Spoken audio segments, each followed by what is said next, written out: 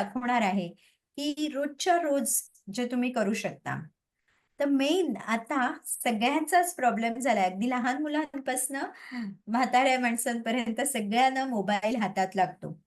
आणि मोबाईल जेव्हा हातात असतो, तेव्हा मेन आपलं मान आणि आपले खांदे हे दोन्हीही अनवॉन्टेड पोश्चरमध्ये असतात. म्हणजे चुकीच्या पोश्चरमध्ये असतात. चुकीच्या तऱ्हेने ठेवले जातात आणि त्यामुळे ते दुखणं, मान दुखणं, खांदे दुखणं हे आजकाल फार कॉमन झालेलं आहे आणि फक्त वृद्धांसाठी असं नाही, सगळ्याच पॉप्युलेशनमध्ये ओव्हर यूज ऑफ मोबाईल किंवा कॉम्प्युटर या गोष्टीमुळे हे कॉमन आहे. तर त्यासाठी आज आपण छोटे-छोटे व्यायाम बघणार आहोत. तिथे मी काही एकदम छोटे व्यायाम दाखवले आहेत, ते म्हणजे शोल्डर रोटेशन, खांद्याचं रोटेशन करणं, मान वर-खाली करणं, ओके. हे जर दर तासाला 10 वेळा तुम्ही केलं, तर तुमचे खांदे मोबिलिटी राहील, ते चांगल्या रीतीने हलू शकतील, रक्ताभिसरण योग्य तऱ्हेने होईल आणि त्यामुळे जे आखडून जाणं आहे, ते कमी होईल. त्यामुळे प्रत्येक वेळी मोबाईल हातात घेतला, की मोबाईलवरच 1 तासाचा टायमर लावायचा आणि टायमर झाला, की खांद्याचा व्यायाम, मानेचा व्यायाम आणि श्वासोश्वासाचा व्यायाम करून घ्यायचा. दुसरी एक गोष्ट बसल्या-बसल्या करता येते, ती म्हणजे आपले गुडघे सरळ करणं. आपल्याला माहिती नसेल, पण हा जो गुडघ्याच्या वरचा स्नायू असतो, तो आपल्या उभं राहण्यामध्ये, बसण्यामध्ये, रोजच्या भरपूर कामामध्ये महत्त्वाचा असतो. आणि तोच आपण आजकाल बसून राहिल्यामुळे, न हलवल्यामुळे कमजोर होत जातो किंवा त्याच्यामध्ये जास्त स्ट्रेंथ राहत नाही. तर तो सिंपली फक्त खुर्चीवर बसून गुडघे मध्ये-मध्ये सरळ करणं, या एका व्यायामाने आपण त्याला कार्यक्षमतेच्या निदान 70-80% तरी ठेवू शकतो आणि ते करणं खूप गरजेचं आहे. हे छोटे-छोटे काही जस्ट 2 एक्झाम्पल दिले. ह्याच्या पलीकडे प्रत्येकाची रिक्वायरमेंट बघून आणि प्रत्येकाचं काय दुखतं आहे, कुठला त्रास आहे, डायबिटीज आहे, हायपरटेन्शन आहे, थायरॉइड आहे, त्यानुसार प्रत्येकाला वेगवेगळे व्यायाम दिले जातात.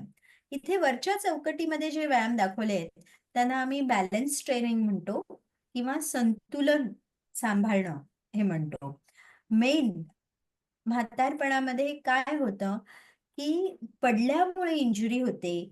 मग इंजुरी झाली, फ्रॅक्चर झालं, मग पेशंट ऑपरेशन करतात. ऑपरेशन केलं, की मग त्याचं रिहॅबिलिटेशन आलं. तर पडू नये ह्यासाठी आपल्याला काय करायचंय, तर आपल्याला आपला बॅलन्स सांभाळायचा आहे. आपलं संतुलन सांभाळायचं आहे. तर त्याच्यामध्ये काही नाही, फक्त घरातल्या घरात हात दोन्ही रेषेत खांद्यातनं सरळ करून, पाय एकमेकांना टेकवून उभं राहायचंय. बघा तुम्ही किती जण उभे राहू शकता. आय एम शुअर 1-2 सेकंद पण उभं राहणं कठीण होतं. तर ह्या एकदम लास्ट स्टेज आहे, जेव्हा तुम्ही 30 सेकंड्स उभे राहू शकता. हे करताना कोणीतरी बरोबर असू द्या. फिजिओथेरपिस्टची मदत घेतली तर उत्तमच, पण नाही तर तुमचे जे केअरटेकर असतील, घरातील लोकं असतील त्यांना बरोबर ठेवा. आणि तुमचा बॅलन्स तुम्ही चेक करा. आणि हाच व्यायाम ज्या पोझिशनमध्ये तुमचा बॅलन्स राहतोय, त्याच पोझिशनमध्ये म्हणजे पायातलं अंतर तुम्ही वाढवू शकता सुरुवातीला आणि मग हळू-हळू आपल्याला कमी करत न्यायचंय. तर तो व्यायाम म्हणून केला दिवसाला, तर तुमचा बॅलन्स सुधारण्यास मदत होते. त्याच्यानंतर हा जो प्रकार आहे त्याला आम्ही लंजेस असे म्हणतो. त्याच्यात पण एक पाय पुढे घेऊन गुडघ्यातनं वाकायचंय जसं आपण खुर्चीत बसायला जातो त्या प्रकारे आणि तसंच उभं राहायचंय गुडघ्यातनं वाकून. त्यामुळे पण तुमचे गुडघ्याचे मसल्स जे मी तुम्हाला सांगितलं रोजच्या कामासाठी तुम्हाला हेच मसल्स खूप महत्वाचे असतात. तर ते ह्याच्यामुळे स्ट्रॉंग होतात, मजबूत होतात आणि त्यामुळे तुम्हाला रोजच्या कामामध्ये मदत होईल. दुसरा एक महत्वाचा व्यायाम आहे तो म्हणजे एका पायावर उभं राहणं. हे पुढचं चित्र आहे, की एका पायावर उभं राहून बॉल कॅच खेळता येतं. पण जस्ट एका पायावर उभं राहणं हेही खूप महत्वाचं आहे आणि तेही फार कठीण असतं काही म्हाताऱ्या लोकांना, कारण त्याची त्यांना सवयच नसते. त्यांनी ते कधी केलंच नसतं. तर ते रोजच्या जीवनामध्ये करणं हे फार महत्वाचं आहे. एक 10 सेकंड्सपासून स्टार्ट करून जवळ-जवळ 3 मिनिटापर्यंत आपल्याला जाता येतं. पण 3 मिनिटं नाही, तरी 1 मिनिटाचं जरी गोल ठेवलं 60 वर्षाच्या वरील व्यक्तीनी, तरी सुद्धा रोजच्या जीवनामध्ये जेवढे आपल्याला बॅलन्स लागतो, तेवढा ट्रेन होण्यास मदत होते. आणि एक दुसरी महत्वाची गोष्ट आजकालच्या ह्याच्यात होते, मोबाईल घेऊन बसलं, की बसलं. नंतर टीव्ही समोर बसले, की बसले. झोपले तर 2-2, 3-3 तास झोपूनच राहिले. तर त्यामुळे आपल्या बॉडीमध्ये अखडण निर्माण होते, जखडण निर्माण होते आणि खूप सारे मसल्स काम करायचं, स्नायू काम करायचं विसरून जातात. तर एक महत्वाचा गोल्डन रूल आहे. दर 10 मिनिटांनी माणसाने हललं पाहिजे, हालचाल केली पाहिजे. तुम्ही खुर्चीत बसले, काय नाही उभे राहा, परत बसा. तुम्ही एक घरातनं फेरी मारून या, थोडं पाणी प्यायला जा किंवा खिडकीतनं बाहेर बघा काय चाललंय. काही नाही तरी स्वतःचे हात फक्त वर करा आणि परत बसा. हा एक जर गोल्डन रूल तुम्ही पाळला, की दर 10 मिनिटाला माझ्या शरीराची काही ना काहीतरी मूव्हमेंट झाली पाहिजे, तर तुमचे मसल्स स्ट्रॉंग राहण्यास खूप मदत होतात आणि म्हाताऱ्या लोकांसाठी हे अतिशय आवश्यक आहे. जास्त वेळ एका पोझिशनमध्ये बसणं, उभं राहणं, झोपणं यामुळे जास्तीत जास्त जॉइंटचे अखडन होणं किंवा मसल कमजोर होणं ह्या गोष्टी होत असतात. तर जेवढं तुम्ही हलाल-डुलाल तेवढंच तुम्ही चांगले राहण्यास मदत होईल.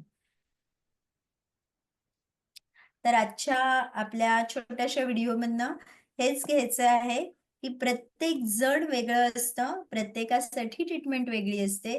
तर फिजिओथेरपिस्टना विचारूनच साधे स्ट्रेचिंग, चालणं, थोडं स्ट्रेंथनिंग हे एक्सरसाइज करून घ्यायची गरज आहे.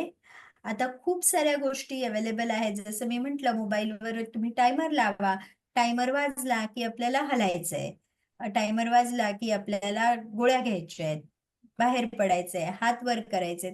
अशा छोट्या-छोट्या गोष्टी आहेत, त्या तुम्ही तुमच्या डेली लाईफमध्ये जस्ट WhatsApp बघायला तुम्ही मोबाईल वापरू नका. नुसतं YouTube बघू नका. तर दुसरे फंक्शन्स आहेत, तर त्याचाही वापर करा. टेक्नॉलॉजीचा वापर करा आणि स्वतःचं लाईफ मोर ईझी करून घ्या. आणि ह्या ज्या सगळ्या गोष्टी आहेत, ह्या फुलपाखरासारख्या आहेत. जसं आपल्याला छोटूसं किडा असतो आणि मग तो कोकूनमध्ये जाऊन त्याचं बटरफ्लाय होतं. त्याला एक 14-15 दिवसाचा कालखंड द्यावा लागतो. तसं आपल्या शरीराला कुठलेही नवीन व्यायाम शिकायला, जीवनात त्याचा रोजच्या रोज वापर करायला निदान 21 दिवस त्या व्यायामाची, त्या गोष्टीची प्रॅक्टिस करावी लागते. श्वास घेणं तर आपण दर मिनिटाला घेत असतो. पण करेक्टली श्वास घेणं हे जे महत्वाचं आहे, ते शिकायला आणि प्रॅक्टिस करून ते आपल्याला अंगीकारायला 21 दिवस लागतात.